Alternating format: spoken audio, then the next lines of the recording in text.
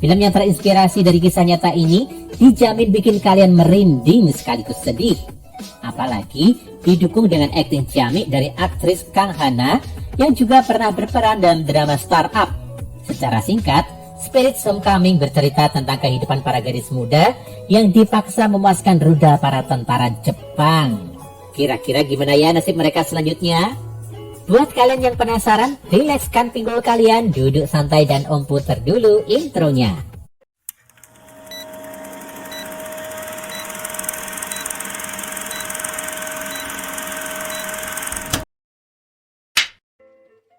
Film dibuka dengan memperlihatkan gadis-gadis pink yang sedang bermain di sebuah hutan.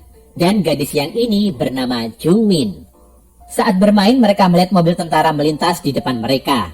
Tapi karena masih polos, mereka nggak merasa curiga sama sekali. Setelah bermain, Jungmin menjemput ayahnya di sawah.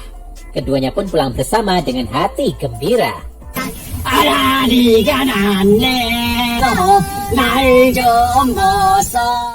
Pada malam hari, orang tua Jungmin sedang berbincang tentang kekhawatiran mereka terhadap tentara Jepang yang baru saja tiba di desa mereka. Esoknya, ketika Jungmin baru saja pulang usai bermain, ia melihat para tentara Jepang sudah berdiri di depan rumahnya. Ternyata, mereka mencari Jungmin dan berniat membawanya pergi secara paksa. Merasa tak punya pilihan, ibunya Jungmin pun langsung memberikan uang dan jimat keselamatan untuk Jungmin sebelum para tentara mengambil putrinya itu. Di dalam kereta sudah banyak gadis-gadis seumuran Jungmin yang ikut dibawa secara paksa. Jungmin juga berkenalan dengan seorang gadis bernama Yonghye. Ternyata usia keduanya hanya berbeda setahun. Jungmin berumur 14 tahun, sedangkan Yonghye berumur 15 tahun. Setelah melewati perjalanan panjang, mereka pun sampai di Cina. Di sana, mereka disambut oleh tentara Jepang yang sedang bertugas di negara itu. Lalu mereka naik ke dalam mobil untuk dibawa ke suatu tempat. Sesampainya di tempat tujuan, mereka dikumpulkan di suatu ruangan. Rupanya, rata-rata dari mereka berumur 15 hingga 16 tahun. Karena Jungmin masih berumur 14 tahun, ia pun dibawa ke suatu tempat tertutup. Di sana, serabi lempit Jungmin diperiksa untuk memastikan kalau ia nggak punya penyakit apapun. Selanjutnya, ia dimandikan dan dimasukkan ke dalam kamar milik tentara Jepang. Gak lama kemudian, seorang tentara masuk dan memaksa Jungmin untuk bercocok tanam dengannya. Jungmin mencoba memberontak, tapi pria itu nggak segan-segan memukulnya. Sayang banget ya, pas zaman ini belum ada FBI. Kalau ada kan udah... FBI, Selain Jungmin, gadis-gadis yang lain pun ikut dipaksa bercocok tanam dengan para tentara Sakni itu. Esoknya, ketika para tentara Jepang sedang bekerja, tiba-tiba datang sekumpulan pria dari Korea Selatan yang langsung menembaki mereka.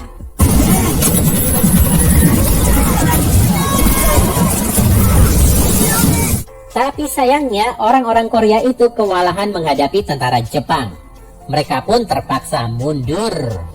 Sementara itu, Jungmin terlihat berbaring di sebuah ranjang.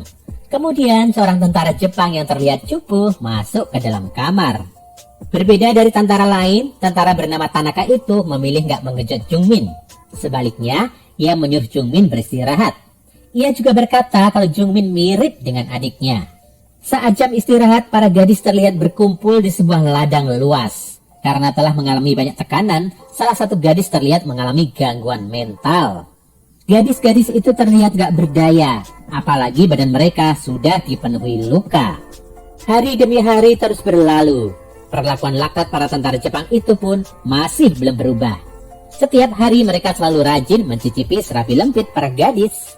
Bukan hanya disuruh bercocok tanam, para gadis itu juga dipaksa melakukan pekerjaan berat. Saat sedang bekerja, Jungmin menghampiri Yonghye. Ia mengajak temannya itu untuk kabur. Ketika mereka akan kembali ke dalam, Jungmin tiba-tiba merasa sakit di bagian serabi lempitnya. Akhirnya, ia diperbolehkan beristirahat sejenak di kamar. Saat terbangun, Jungmin melihat mayat seorang gadis di balik tirai putih. Wajah mayat itu dipenuhi luka. Jungmin pun langsung menangis karenanya. Beberapa hari kemudian, Jungmin bertemu dengan Tanaka. Lelaki itu memberi map kecil pada Jungmin untuk memudahkannya keluar dari sana. Saat malam hari, Jungmin, Yong-hee beserta dua gadis lainnya pun berkumpul. Lalu mereka berusaha keluar secara diam-diam dari sana. Tak lama setelahnya para tentara menyadari kalau ada beberapa gadis yang hilang. Mereka pun menyalakan alarm dan segera mencari gadis-gadis itu. Saat Jungmin dan kawan-kawannya telah sampai di hutan, mereka pun menyadari kalau salah satu teman mereka telah tertinggal. Mereka pun memutuskan untuk kembali dan mencari teman mereka yang hilang. Tapi mereka malah melihat gadis itu telah tertangkap dan kini disiksa oleh para tentara. Karena merasa kasihan pada temannya, Jungmin dan Yong-hee pun memutuskan untuk kembali. Sedangkan teman mereka yang satunya memilih untuk tetap kabur. Sementara itu, para gadis yang masih ada di camp langsung dikumpulkan keluar. Mereka pun ditanyai satu persatu siapa yang menjadi komplotan dalam usaha pelarian itu. Tapi gak ada satupun dari mereka yang mengaku. Sebagai hukuman, mereka pun diminta untuk melepas baju dan disiksa semalaman. Sedangkan si gadis yang ketahuan kabur dikurung dan gak diberi minum sama sekali. Esoknya beberapa gadis yang sakit-sakitan dan sudah gak bisa melayani tentara Jepang dibawa naik ke dalam mobil. Awalnya mereka mengira akan dibawa ke rumah sakit, tapi ternyata mereka malah dibawa ke sebuah tanah lapang untuk dieksekusi. Para tentara pun mulai menembaki mereka. Tapi karena kasihan, Tanaka memilih gak melepaskan pelurunya. Tapi karena hal itu, Tanaka malah ditembak oleh tentara lain. Setelah itu, mayat mereka pun dibakar. 2 tahun berlalu. Pada tahun 1945, pemerintah Jepang mengalami masalah baru. Dengan dibomnya Hiroshima dan Nagasaki, Jepang pun menyerah tanpa syarat. Alhasil, para pasukan yang berada di luar Jepang pun harus kembali ke negara asal mereka. Untuk menghilangkan saksi, para gadis pun dibawa dengan mobil ke sebuah tanah lapang. Sama seperti sebelumnya, di sana mereka disambut oleh para tentara Jepang yang siap mengeksekusi mereka. Melihat Yong-hee yang ketakutan, Jungmin pun memberinya jimat yang didapatnya dari ibunya dulu. Tepat ketika mereka akan dieksekusi, muncul tentara Korea Selatan yang langsung menembaki tentara Jepang.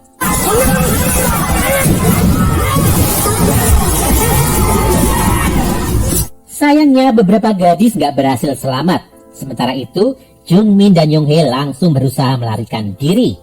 Ketika tengah beristirahat di hamparan ilalang, tiba-tiba seorang tentara Jepang muncul dan mencoba menghabisi mereka.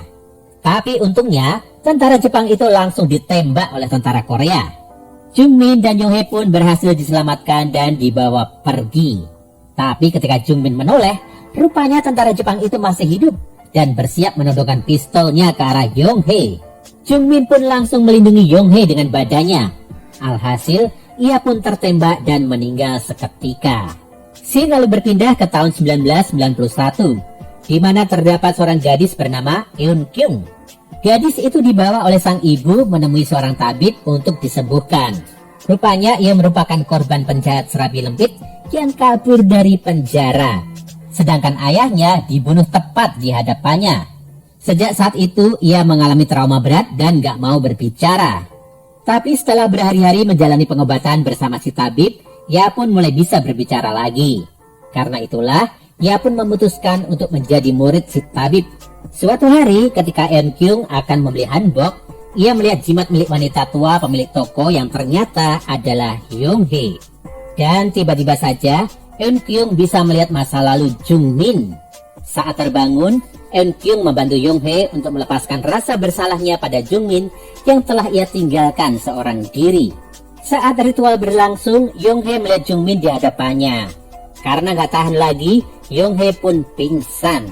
Lalu Eun-kyung kembali melakukan ritual untuk membantu roh Jungmin dan yang lain agar bisa berpulang dengan tenang. Di akhir film diperlihatkan Jungmin yang pulang membawa jimatnya. Di sana orang tuanya sudah menunggunya. Mereka pun berkumpul kembali dan film pun berakhir.